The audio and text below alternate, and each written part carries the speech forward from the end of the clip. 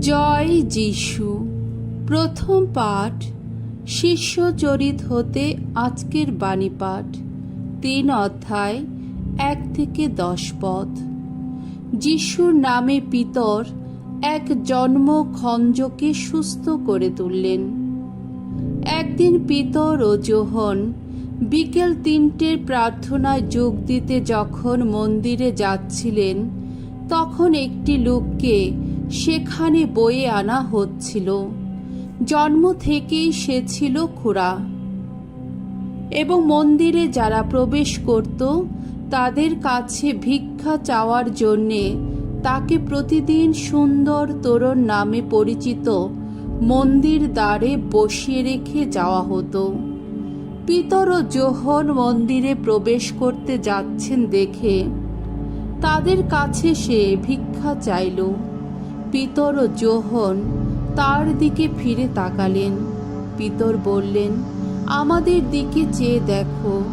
তাদের কাছে যে কিছু পাবার আশায় সে এক দৃষ্টে তাদের দিকে তাকালো।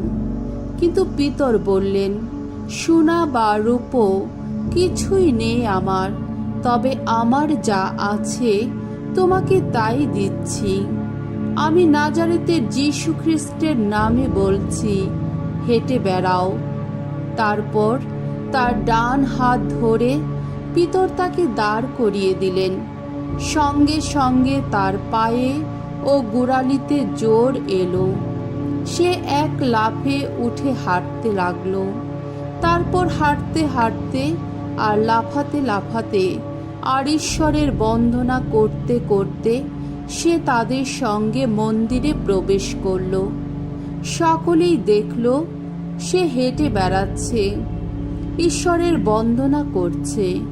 সকলে চিনতেও পারল, এ তো সেই লোক যে মন্দিরের সুন্দর তোরণে বসে ভিক্ষা চাইত। তার এমনটি ঘটেছে দেখে তারা একেবারে স্তম্ভিত, বিস্ময়ে বিমূঢ় হয়ে পড়ল। প্রভুর বাণী। ঈশ্বরকে ধন্যবাদ। শাম সঙ্গীত ১০৫ অধ্যায় ১ থেকে ৪ পদ, ৬ থেকে ৯ পদ। ধো, তোমার ভালোবাসায় প্রভু মর্তলোক উচ্ছ্বলিত। ভগবানের গুণগান করো, স্মরণ করো তার নাম। সকল জাতির মাঝে তোমরা প্রচার করো তার কীর্তি কথা। ভগবানকে শোনাও গান, গাও গাও বন্দনা গীতিকা। বলো শতবার তার অপরূপ কর্ম কাহিনী। তার পুণ্য নাম নিয়ে গৌরব করো। ভগবানের অন্বেষে যারা, উল্লসিত হোক তাদের অন্তর। ভগবান যিনি, শক্তির আধার যিনি, করো তোমরা তার অন্বেষণ। তার শ্রীমুখের নিরন্তর করো অন্বেষণ। তার সেবক আব্রাহামেরই বংশধর তোমরা সবাই। তোমরা তো যাকবেরই সন্তান, স্বয়ং ভগবানের মনোনীত জন। সেই স্বয়ং ভগবান যিনি, তিনি তো আমাদের আপন ঈশ্বর। সারা বিশ্বে সক্রিয় তার ন্যায় বিচারক। তিনি তো সর্বদাই মনে রাখেন তার সেই সন্ধির কথা। সহস্র প্রজন্মের উদ্দেশ্যে বিঘোষিত তার সেই অঙ্গীকার। আব্রাহামের সঙ্গে সম্পাদিত তার সেই সন্ধির কথা। ইসায়াকের প্রতি উচ্চারিত তার সেই শপথের কথা। বাণী বন্দনা। জয় মৃত্যুঞ্জয়, জয় তোমারই জয়। এই তো সেই দিন, ভগবানের বিরচিত দিন। এসো, আমরা এই দিনে আনন্দ করি, করি উল্লাস। জয় মৃত্যুঞ্জয়, জয় তোমারই জয়। মঙ্গল সমাচার। লোকরচিত মঙ্গল সমাচার ২৪ অধ্যায় ১৩ থেকে ৩৫ পদ। পুনরুত্থানের দিন বিকালের দিকে এম্মাউস যাত্রী দুজন শিষ্যের কাছে যিশুর দর্শন দান। যিশু যখন মারা যান, তার পরের রবিবার দিন শিষ্যদের মধ্যে দুজন এক সময় যাচ্ছিলেন এম্মাউস নামে একটি গ্রামে। গ্রামটি জেরুসালেম থেকে প্রায় 12 কিলোমিটার দূরে। যেসব ঘটনা ঘটেছে তা নিয়ে তারা আলোচনা করছিলেন। আলাপ আলোচনা চলছে এমন সময়ে যিশু নিজেই হঠাৎ পেছন থেকে এসে তাদের সঙ্গে পথ চলতে লাগলেন। তবে তাদের চোখ তাকে চিনতে কেমন যেন বাধা পেল। যিশু তাদের বললেন, তোমরা চলতে চলতে নিজেদের মধ্যে কি নিয়ে এত আলোচনা করছো? তারা থমকে দাঁড়ালেন। তাদের মুখটা তখন ম্লান দেখাচ্ছিল। তাদের মধ্যে যার নাম ক্লেওপাস, তিনি উত্তর দিলেন, গত কয়েক দিনে জেরুসালেমে কি কি ঘটেছে আপনি কি সেখানে একমাত্র প্রবাসী মানুষ যিনি তা জানেন না? যিশু জিজ্ঞেস করলেন, কি ঘটেছে? তারা বললেন, কেন নাজারেতে যিশুকে নিয়ে যা কিছু ঘটেছে, কি কাজে কি কথায়, তিনি তো ছিলেন একজন শক্তিশালী প্রবক্তা। ঈশ্বর যেমন এই জাতির সব মানুষও তেমনি তার সাক্ষী। আমাদের প্রধান যাজকেরা ও সমাজ নেতারা তাকেই কিনা মৃত্যুদণ্ডে দণ্ডিত করবার জন্যে শাসনকর্তার হাতে তুলে দিলেন এবং তাকে ক্রুশবিদ্ধ করালেন। আমরা তো আশা করেছিলাম যে তিনি সেই মানুষ যিনি ইসরায়েল জাতিকে মুক্ত করবেন, কিন্তু উৎসব তো ঘটলই, আর তাও আবার আজ প্রায় 3টে দিন পার হয়ে গেল। আমাদের কয়েকজন স্ত্রীলোক অবশ্য আমাদের স্তম্ভিত করে দিয়েছে।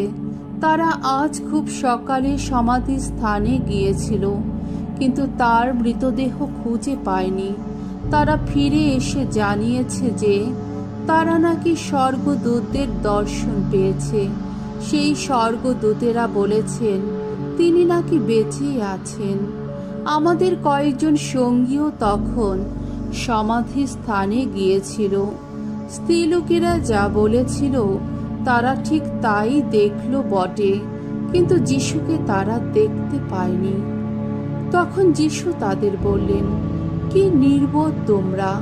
প্রবক্তারা যা কিছু বলে গেছেন তা অন্তর থেকে বিশ্বাস করতে তোমাদের কত দেরি না হচ্ছে?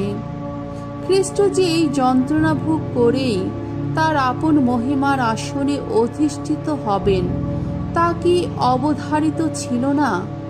তখন মসি থেকে শুরু করে যত প্রবক্তার কথা উল্লেখ করে তিনি শাস্ত্রে তার সম্বন্ধে যেখানে যা কিছু বলা হয়েছে তার অর্থ তাদের বুঝিয়ে দিতে লাগলেন। তারা যেখানে যাচ্ছিলেন সেই গ্রামের কাছাকাছি এলে যিশু আরো এগিয়ে যাবার ভান করলেন। তারা কিন্তু তাকে বাধা দিলেন, বারবার বলতে লাগলেন, আমাদের সঙ্গে থাকুন না, সন্ধ্যা হয়ে আসছে, বেলা প্রায় শেষ হয়ে এলো। তাই তিনি তাদের সঙ্গে থাকবার জন্য ভেতরে গেলেন। তিনি তাদের সঙ্গে খেতে বসেছেন। এমন সময়ে একখানা রুটি হাতে নিয়ে তিনি ঈশ্বরকে স্তুতি ধন্যবাদ জানালেন। তারপর সেই রুটিখানি ছিঁড়ে টুকরো করে তাদের হাতে দিলেন। তখন তাদের দৃষ্টি যেন খুলে গেল।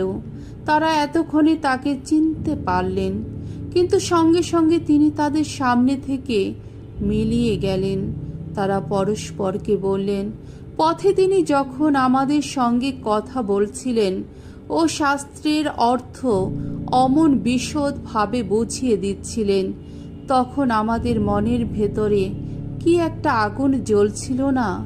তারা সেই মুহূর্তে পথে পা বাড়ালেন। জেরুসালেমে ফিরে এলেন তারা। সেখানে এসে দেখতে পেলেন 11 জন প্রেরিত দূত ও তাদের সঙ্গীরা একসঙ্গে রয়েছেন। এরা তাদের দুজনকে বললেন, হ্যাঁ, কথাটা সত্য, প্রভু পুনরুত্থিত হয়েছেন। সিমনকে তিনি দেখাও দিয়েছেন পথে কি কি ঘটেছিল আর কিভাবে সেই রুটি ছেঁড়া দেখেই তারা যিশুকে চিনে ফেলেছিলেন। দুজন শিষ্য তখন এই সব কথা সকলকে শোনাতে লাগলেন। প্রভুর মঙ্গলময় বাণী। খ্রিস্ট প্রভু তোমার প্রশংসা হোক।